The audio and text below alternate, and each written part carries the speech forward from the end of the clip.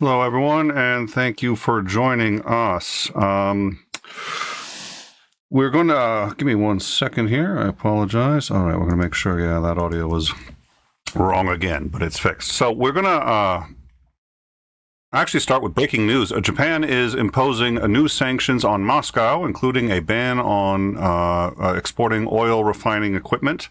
We don't know much about the effects of this. This is, to the best of my knowledge, actually there's no other source that's carrying it. This is not yet on AP, CNN, or ABC, which means that it's literally that fresh. We haven't had a chance to look at the consequences of it, but at this point we are confident that Japan is in fact imposing. This is literally from 6 minutes ago, so we'll follow up on that. We're also going to be sort of going back a bit closer to our normal schedule. At this point, I'm anticipating streaming on the war probably every other night.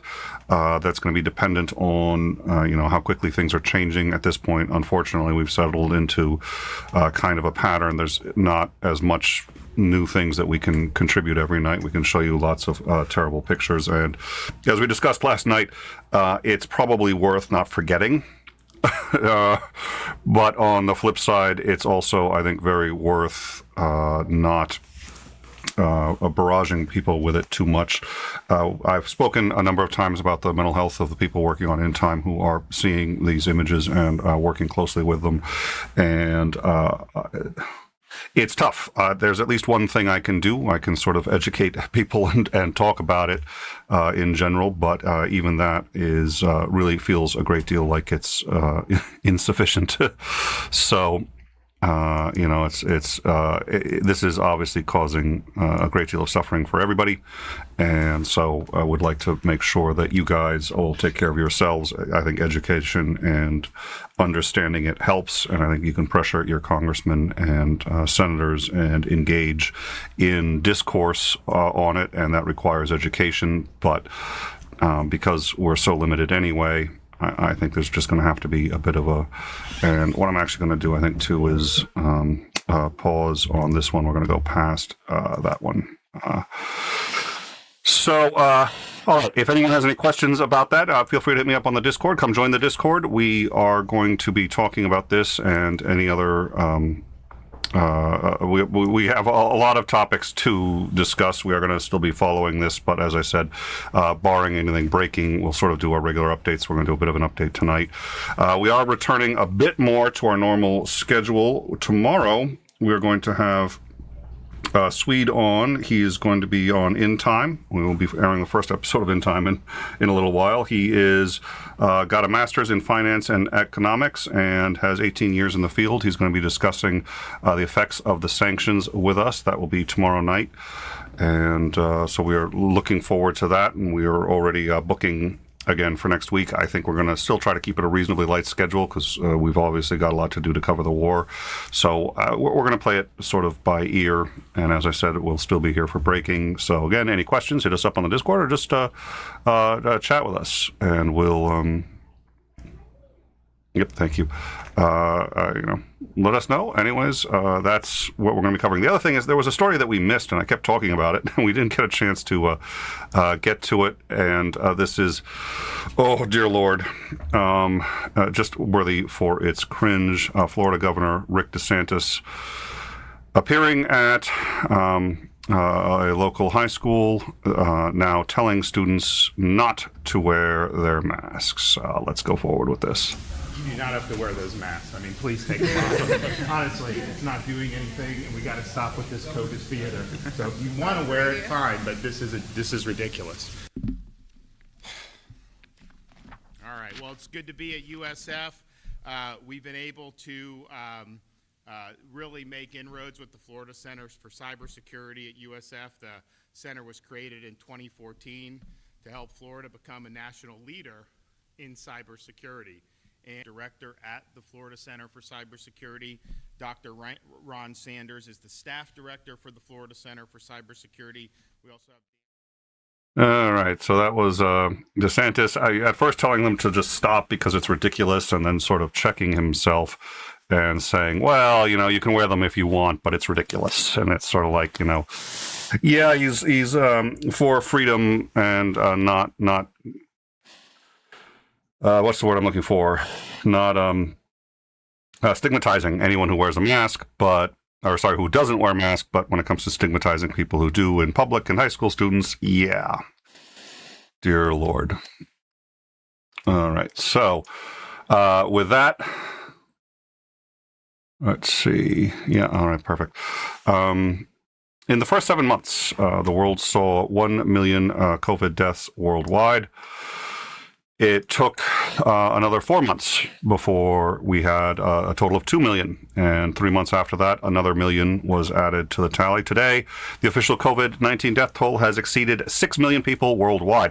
However, because of poor record keeping and testing, all of which we've discussed repeatedly on the show, as well as ancillary deaths that usually aren't considered from preventable causes if you're outside a ER in Texas, you've had a heart attack, you've got about an 11-hour waiting time just to be triaged to go to the ER. That is not obviously a COVID death per se, but it is related to the pandemic.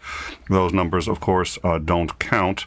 All that notwithstanding, when when calculating, not based on the actual COVID deaths, which also insufficient testing, you have to have tested positive for COVID. They don't test a number of, if somebody dies apparently of diabetes, they don't often test to see even if they had COVID.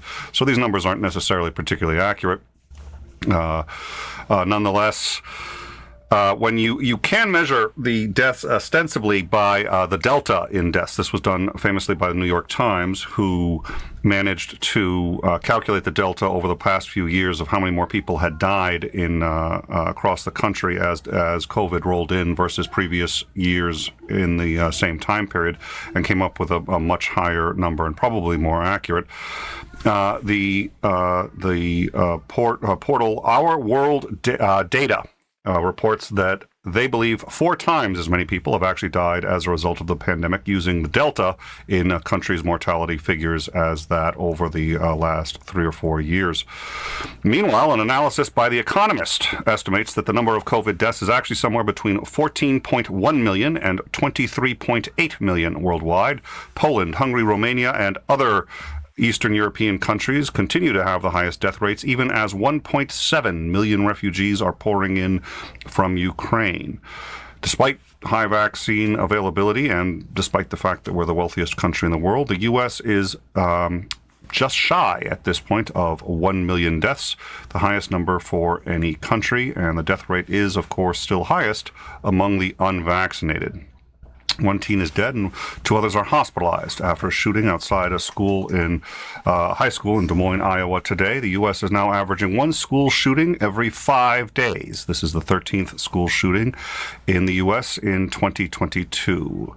Also, the U.S. Supreme Court has declined to review Pennsylvania's decision to throw out Bill Cosby's sexual assault case, bringing an end to the 20-year legal drama which destroyed Cosby's career and found him in prison for a number of years. His publicist says he is considering doing one last tour. We've spoken earlier about Fox News national security correspondent Jennifer Griffin, who is back again, firing back at false claims on Fox News about the war in Ukraine. We had mentioned earlier that she has gone after almost everybody on Fox News, and when asked a question, refuses to answer it if she hasn't had time to correct misinformation that was given earlier during whatever show she's on. Former Fox News host Bill O'Reilly signaled her out as a gutsy reporter unafraid to challenge others. I'm suspicious of that claim. Bill O'Reilly suggesting anyone has I will say this. It's generally my rule of thumb that if Bill O'Reilly's on your side, you're probably doing something wrong. This seems to be the exception that proves the rule, but dear Lord. Anyways, let's see. Let's see. When Ducey on Fox and Friends claimed that the sanctions haven't worked, she pointed out that it was only a day and a little too soon, perhaps, to be making the claim. When Faulkner suggested that the troops should have been sent into the area, she pointed out that if that had happened, the invasion would have happened sooner. and that he would have used that as a pretense to invade and would probably be facing World War III. When retired U.S. Army Brigadier General Don Bolduc, I think is how that's pronounced, said that it boggled his mind that the U.S. hadn't already gone all in. She pointed out that at this point he's a politician, not a student of history. Quote, to suggest that the U.S. would put indirect fire or special operations or CIA on the ground to get Putin would give Putin any sort of excuse to broaden this conflict and is extremely dangerous talk at a time like this. When retired U.S. Army Colonel General McGregor said that Russians should be allowed to annex a portion of Ukraine, the portion that they're most interested in, which would be either the Donbass or just anything east of the river. She replied that he sounded like an apologist for Putin and said on Fox News that, quote, this kind of projection of withdrawal and weakness is what made Putin think he could move into a sovereign country in the first place. 2 days later, McGregor was the lead guest on Tucker Carlson's show, where Carlson introduced him as, quote, unlike so many of the so-called reporters you see on television, he's not acting as a flack for the Pentagon. No, he is an honest man. The Associated Press has asked her for an interview, but Fox has declined to make her available. The former comedian and television actor who starred in a show about a comedian who becomes president, Ukrainian President Volodymyr Zelensky, is now being compared to Winston Churchill for his ability to marshal the people under him and for rallying his country during a time of crisis. Churchill accomplished many things and is often underrated, especially in the U.S., where we're like, yeah, didn't he run a country sometime somewhere? But Nobel Prize winning laureate for literature. An incredible human being who also suffered debilitating depression and was just a human being and a marvelous, inspirational one, pretty much in every sense of the word. But he probably, as much as anyone could be credited with saving this planet from Nazi Germany. And Zelensky is now defiant and standing on television and inspiring Ukrainians in very much the same way to defend their country against invasion. The humanitarian crisis in Ukraine has deepened as Russian forces continue to intensify shelling in what is the biggest ground war in Europe since World War II. A third round of talks concluded today with Ukrainian officials saying that there had been minor, though unspecified, progress towards reinstituting safety corridors for civilians to be allowed to escape. The Red Cross continues to wait for an estimated 200,000 people to escape Mariupol. Hospitals are short or altogether out of antibiotics and painkillers and are performing emergency surgeries without either. Cell networks are down, power is down, and there's no incoming food or water into the city. In Kiev, soldiers and volunteers are building checkpoints throughout the city, hundreds of checkpoints, using sandbags, tires, barbed wire, whatever they can. They're preparing for a guerrilla war within the city of about 4 million people. In Kharkiv, shelling continues to strike hospitals and apartments. One victim in a hospital was interviewed and reported that he was in his apartment when a rocket struck on the floor below him. His apartment collapsed down below. He managed to drag himself through the rubble and the bodies of his neighbors in order to attempt to get help. Irpin is, Irpin? I'm not sure if I'm pronouncing it. I guess it was Irpin. Irpin. I'd need to see it in Russian to pronounce it. Has been without electricity, water, or heat for 3 days, and witnesses are reporting tanks and Russian soldiers seizing houses and cars. This is actually one of the locations of the humanitarian quarters that we had discussed and shown you yesterday. I think we should still have this footage. This is, in fact, I believe the corridor in this case. Nope, that's the helicopter. Let's see, do I still have that? Yeah. Okay. So about 15 to 45 minutes after the corridor had been opened, this shelling began right along that corridor. This was, if I recall correctly, Irpin.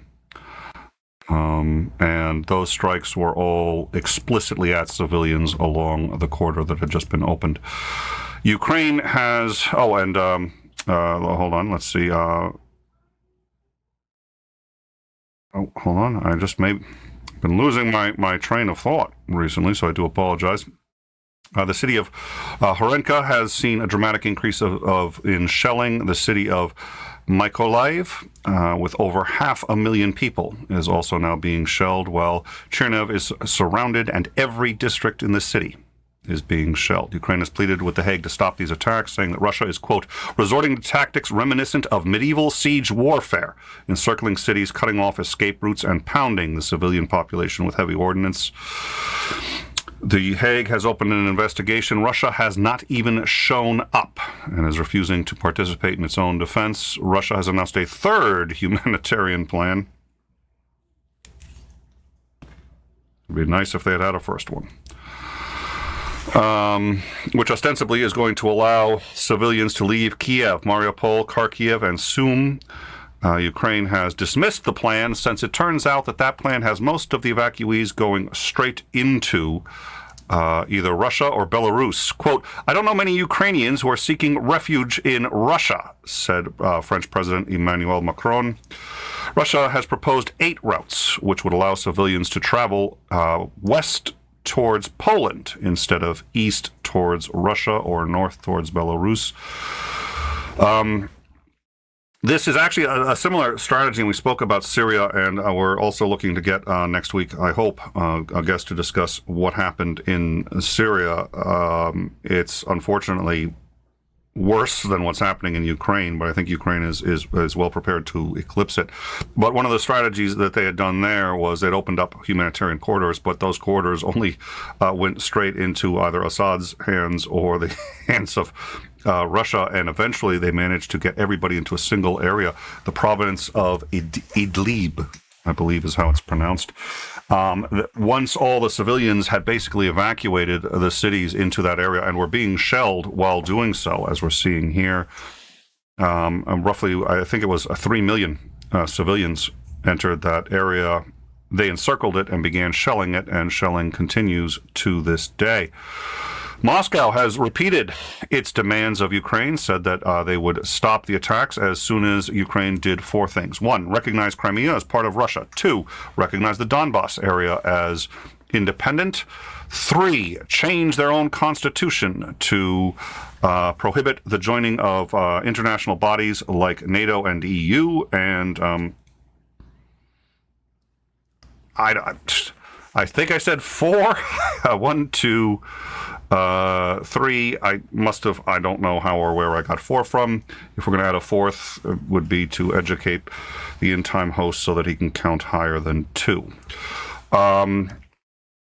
Meanwhile, Zelensky has called on even more sanctions against Russia, including a global boycott of all oil exports, saying, quote, if Russia doesn't want to abide by civilized rules, they shouldn't receive goods and services from civilization. According to a top Senate aide, top congressional officials reached an agreement today on legislation that would ban all Russian oil imports into the U.S., and it would suspend Russia's permanent normal trade status, allowing for greater tariffs on imported and exported Russian goods. And that, ladies and gentlemen, is the news. What I'm going to do is we're going to go over this map a little bit. I'm going to go look at some questions, and then we'll see what's what. So as you can see here, unfortunately, this area is growing. They are dramatically increasing the control area just north of Crimea.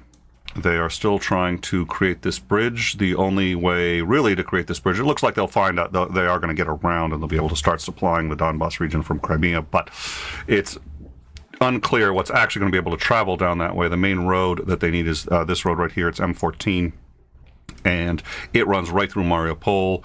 That city is being starved out. We've shown some footage. It's just absolutely terrible. People there are suffering unimaginably. This is genocide. It looks like his goal is really to kill everybody in the city, and he's even said that he wants to remove anyone who's not not Russian culturally from Ukraine. President Zelensky has said, well, that would be the murder of 95% of the Ukrainian population.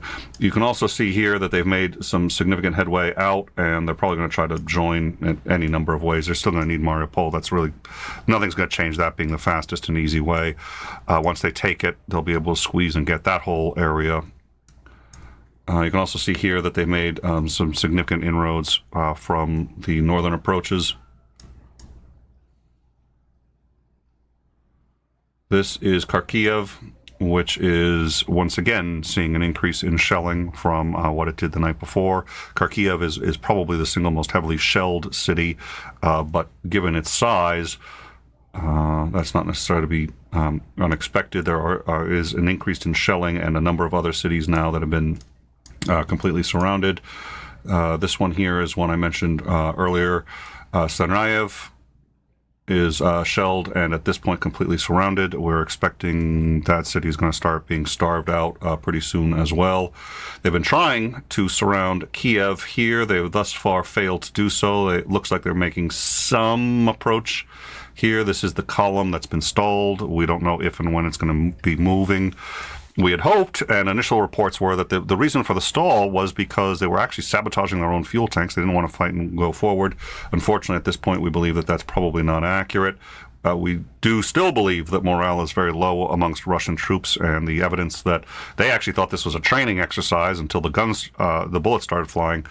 That evidence is still pretty high, and we believe that. That's what most captured soldiers appear to be saying. That's what FSB sources are saying. At this point, I think it's quite credible, and given the fact that Russian government hasn't been known for its honesty in the first place, even with its own citizens. Protests continue to get larger outside of Moscow and St. Petersburg. The hope is that they get even larger. We showed footage. In fact, I'll show that again if it's still loaded, which I think it is. These are just actually from the second days of protests. Those are trucks carrying prisoners who were protesting. It now carries a 15-year fine. And last we heard, there was legislation that had been put into the Russian parliament to allow people who are, the way I saw it written, it suggests anyone who's just suspected of or arrested for these kinds of protests can be conscripted into the army. At least that's how I read it. I don't know if that's the deal or if you'd have to be convicted. It honestly wouldn't surprise me either way. So let's see. I think that's about it where we are on the. No. Sorry, we missed a couple here. So there's Mykolaiv, which is, for all intents and purposes, completely surrounded. They're not going to be able to evacuate through the water, especially since even if they did. Well, actually, no. I guess no. They do have direct access to the sea, but there's warships all along the entire area. And then the city of Odessa. This is the largest port on the west side of the river. Is that correct? Yeah, on the west side of the river.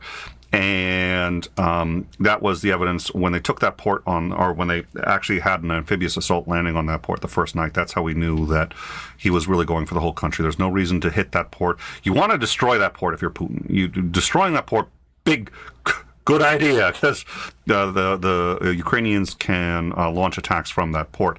But he didn't try to destroy it. He tried to capture it. What that means is he's keeping all of Ukraine. He's going to use it as a staging area once he gets west of the river. And in fact, he has to get significantly west of the river, as you can see here. So this is the main river that we know. We always assumed they were going to go at least that far. That's about a third of Ukraine. At this point, in fact, very quickly after the invasion, we realized he's probably going to go for the whole river. Go for the whole country. Once he passes about halfway between the river and the west border, it becomes much easier to supply from Odessa than it does from the river or from any other location. So we surmised once he tried to take Odessa instead of just blasting it all to hell as he's done with a number of other military installations, we surmised, okay, the only reason to try to capture it is he's going to go for the whole country, and he's anticipating needing staging coming up once he is about halfway between the river and the western border. So at this point, Odessa has still held. Mariupol is going to fall. There's absolutely, at this point, nothing that can be done about it. We do know that humanitarian aid is not getting in. We know that they are shooting anybody who tries to get out. Ambulances are not being allowed out into the nearby areas. We also know that, as we've said before, the town of, let me just try to find it right here, Kherson, which has been, is now completely in Russian hands. That town has a curfew. They're shooting anyone who is walking out past 9 p.m. They're shooting anyone who's walking in groups larger than 2 people. And apparently they're still also just shooting people. We had some reporters who tried to leave the area. I think it was with Doctors Without Borders, and they were evacuating. And they were eventually allowed to pass the border, but it's or not the border, the checkpoints on the roads. But it took a good deal of time, and it looked like at several instances, it looked like they were all going to be shot and killed. We also did see earlier the Sky News team that identified themselves as press, or clearly identified as press, and nonetheless, what we believe was a Russian infiltration team was basically trying to assassinate them all, and came very close to succeeding. So it's clear, not a lot of rules here. We also believe at this point that Russia, which admittedly failed to plan this particularly well, but nonetheless did do some planning and made an effort to figure out how they were going to conquer the city, made no plans whatsoever to feed any of the populations of the cities that they conquer. Right now, to the best of our knowledge, there's no supplies, medical, water, or food, or otherwise, going into Kherson. None. Russia essentially owns that city right now. Whether it's legal or not, they own it. There's nothing anyone can do about it, and nobody there can eat, drink, or live without Russian permission. They've come down on it like a hammer, which you'd expect in any war conditions. I don't, of course you're going to have a curfew. Of course you're going to take that very seriously. But you have to feed the population there. You can't just let them starve. Once you've conquered it, you are responsible for maintaining it. And it looks like Russia has absolutely no interest in supplying these people with food and isn't going to let them go out and get food. So this constitutes yet another round of evidence in our view that he is deliberately committing genocide against the entire Ukrainian people, and it would fit with Putin's modus operandi previously in Syria and Chechnya, and so this is what is that? Mykolaiv. Yep, Mykolaiv. And that's already now undergoing shelling. Not as bad. That one's surrounded. So at this point, we have over 1 million people. Civilians in cities that are surrounded and are not being given access to food and water, many of them without electricity. It's really bad. We do know also that there was a university that had a stockpile of medicinal nuclear, I don't know what. Apologize. I'm doing this one from memory here. It got struck. The material was not released. It's low. It's not whatever they had. It isn't enough mass to obtain any kind of actual reaction. It's not a reaction mass. It's used for medicine. I would assume things like X-rays. There is, nuclear medicine is a field, and it's an important one. So it's a university that had enough radioactive material to use properly in medicine. It was not a reactor of any kind. There was no disbursement of materials, but they're pointing out that, the Russians aren't really paying attention to what they're doing, and the attack on the nuclear power plant 2 days ago seems to suggest that there's a dozen nuclear power plants in Ukraine, and we're going to see, I guess, whether or not they're going to start taking that a little more seriously going forward. I'm going to show this image too. We've shown this one before. We'll show this one, and then I'll check the live chat. And but this was the highest quality that we can get. You can actually see a split second before it hits one frame of multiple rockets coming in. This person was obviously extremely lucky. Another minute ahead, 30 seconds ahead, and that had been right in the field of that. In fact, you can actually see, as far as he is, you can see the blast wave actually does strike the vehicle here. Let's. I don't think this is the one that's got the images circled. I'm going to quickly check for that here. Let's just, yeah, right. Okay, so we'll show this here. Yeah, you can see the whole car shake. It still hit the blast. It got hit by the blast wave even that far out. So, yeah. Yep, you can see it's just about half a second later. All right, so I think that's where we are. Again, we're going to sort of resume kind of a half normal schedule. We're going to try to include a bit more elements of overtime and start covering, once again, things that are going on in other places in the world, in particular the U.S. Since this is a U.S.-based show, we are concerned about, Europe and other countries, but normally the U.S. is kind of where we focus. So, hold on one second. There we go. So, we're going to start trying to include a bit more of that in our regular coverage. We're not going to go back to just sort of our regular overtime on Wednesdays just yet, because ostensibly, if we're broadcasting every other day with overtime breaking news or the Crimea updates, we're going to sort of include things on that. But we'll be keeping an eye on the schedule. Let us know. Check in on the Discord. You can find out what's going on. I'm often in the Discord. We're doing voice hangs reasonably frequently. Did a Patreon hang today. If you're interested in becoming a patron, I hope you'll consider that or support by any number of ways. We all our supporters, whether it's through Patreon, through becoming a member on the YouTube channel, anything like that, you get to come to our regular hangs and a few other benefits. So hope you will consider doing that. Meanwhile, let's see. I don't think I actually caught much in the Discord okay.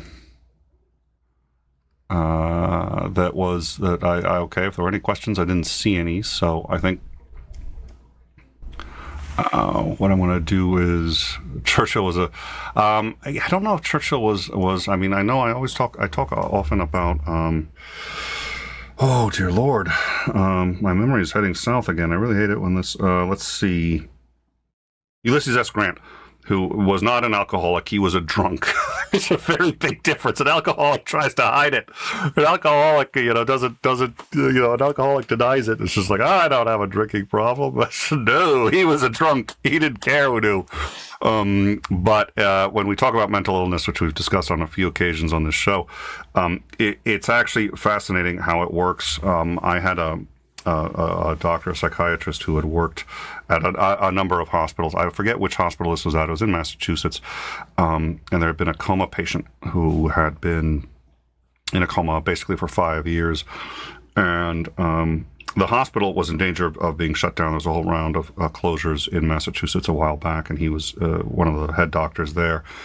And they knew that the state inspector was going to come in and was going to certify whether this was one of the hospitals that should remain open or not. And they said, well, we need to put our best foot forward. So they were doing everything they could to make the hospital as ready as possible. But they didn't know when he was going to come in. So they had decided that they'd have a code, a signal when they saw him in. They'd notify everybody and, to put everything in tip-top shape. And they would have meetings to discuss this, and they'd have it in the furthest basement corner of the hospital where usually the coma patients were kept. And they did it right next to this guy, figuring, well, hey, he's in a coma. Who's he going to tell? But that's also where the back door to the hospital was. It came in right through the back and down into the basement. And it turned out that in anticipation that they'd be ready for this, the state inspector came in unannounced through the back door.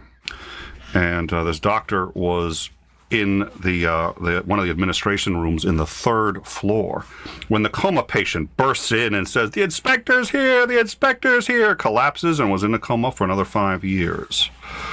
And it's situations like that. It seems bizarre when you don't understand the hows or whys of it. But one of the interesting things about the human brain is we have a fight or flight response. And when we are in jeopardy, sometimes the brain just coalesces and all of a sudden all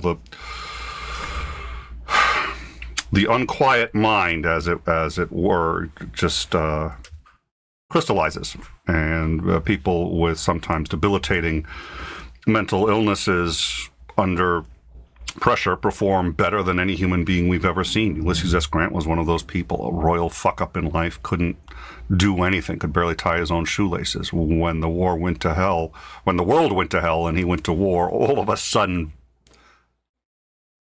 incredible what this guy could do, and his brain crystallized in a way that he couldn't do when things were going normally. And it's an interesting topic to discuss, and I think we'll definitely get into it. We've been meaning to do a pretty extended series on mental health on this show, but obviously that's very delicate and difficult, and so we've been trying to find a proper forum for doing it and finding the right guests for that. But nonetheless, Churchill suffered severe depression. I don't remember much about how much he drank, but he was the one who coined the expression "the Black Dog," which became the name for the Black Dog Institute in one of the most famous institutes to study depression. It's in Australia, the Black Dog Institute. It comes from his writings where he described depression as a black dog that always sat in the corner, and you could never get rid of it. It'd never not be there, and you'd never know when it'd just come up and attack.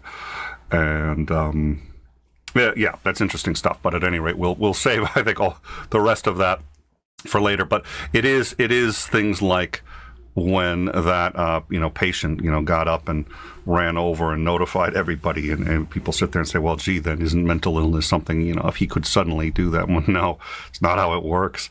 They were never able to get the guy to communicate again, but somehow in his brain he figured out that this was potentially a life-threatening situation for him if they closed the hospital, and it panicked him enough that he was able to function very, very briefly. It was a crisis. He could function, and then he went right back into a coma. That stuff happens a little more frequently than one might imagine. At any rate, so, all right. I think that just about covers it. I think I'm going to move on. Yep, radiation. Yeah, and I don't know what else. I didn't get a chance to do a deep dive into that article. Frankly, the hitting of universities is not the least of their problems, but it's certainly not the worst either. It's the nuclear power plants that are the biggest concern going forward. All right, so as I said, and I think I'm going to try to, I'll probably be on the Discord. My assumption is around 10:30 tonight, so that'll be my goal, to come into the VC and hang with you guys. We cover actually a lot of things, and we have chat rooms for philosophy, for politics, science, movies, games, anything you could imagine. We have people sort of discussing all of those topics. I'm interested in a wide range of those topics, so see me in those channels. Some of them you won't, because I know nothing about that one. But come on in and join us and talk with us. We're an educational show. Some of you have basically never heard of us before. We don't just do this stuff, but we try to cover news, politics, and culture a little more in depth than you normally see, and we include in that covering breaking news, so it's been a busy couple of weeks for everybody here. We have a huge library of other interesting shows that have little to or nothing to do with breaking news, and we have a pretty good backlog of breaking news if you want to see us carrying, for example, the January 6th live as it was happening. But hope you'll join us. Like and subscribe. That's a great way to help us out, too. If you don't want to become a patron or can't afford it or anything, there are a lot of ways to help out. We also get news from members of the community. Some of our sources, too, is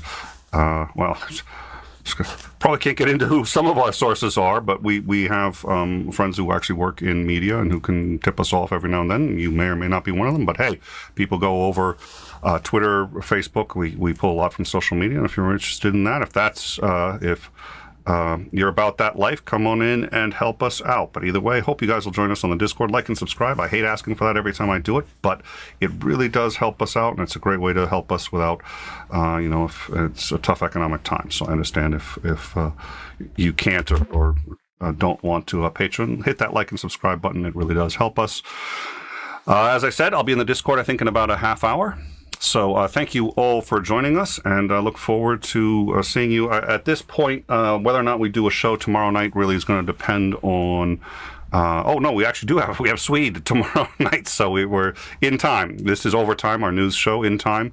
We'll be doing an interview with Swede on the economic sanctions and what, if any, repercussions we can expect, both in terms of how it's going to affect this war, how it's going to affect the average Russian citizen, how it's going to affect the economy, and whether or not it's going to inspire anyone to try to find a way to remove Putin. So we're going to be discussing that tomorrow.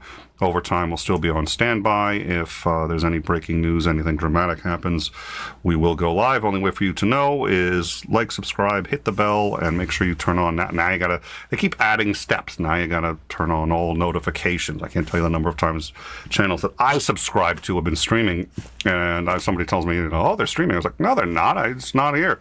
So check again. I look, they're not streaming. I said, go to they're streaming. YouTube, I have no idea. All right. Thank you all for joining us, and we look forward to seeing you tomorrow night when we have Swede on, and take care.